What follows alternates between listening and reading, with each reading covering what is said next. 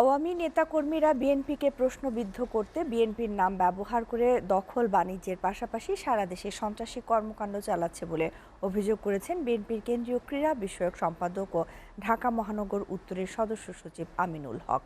রাজধানীর মোহাম্মদপুরের সরকারি জায়গা বিএনপির নাম ব্যবহার করে দখল করা হলে উক্ত জায়গা দখলমুক্ত করতে গিয়ে এই অভিযোগ করেন তিনি। চাঁদাবাজি থেকে শুরু করে অবৈধ সকল কাজে বিএনপি জিরো টলারেন্স নীতি পালন করছে জানান তিনি।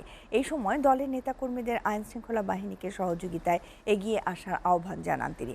স্বৈরাচার শেখ হাসিনার বিদায়ের পর বাংলাদেশের মাটিতে যাতে কোনো স্বৈরাচারের জন্ম না হয় সেজন্য সবাইকে ঐক্যবদ্ধ থাকার আহ্বান জানান আমিনুল হক।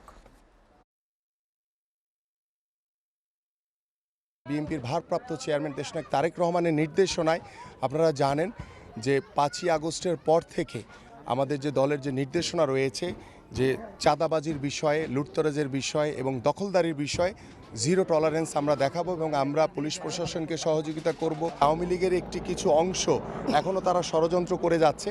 সেই ষড়যন্ত্রকারীরা তারা নব্য বিএনপি সেজে বিএনপির ভিতরে ঢুকে এই ধরনের অপকর্মগুলো করছে।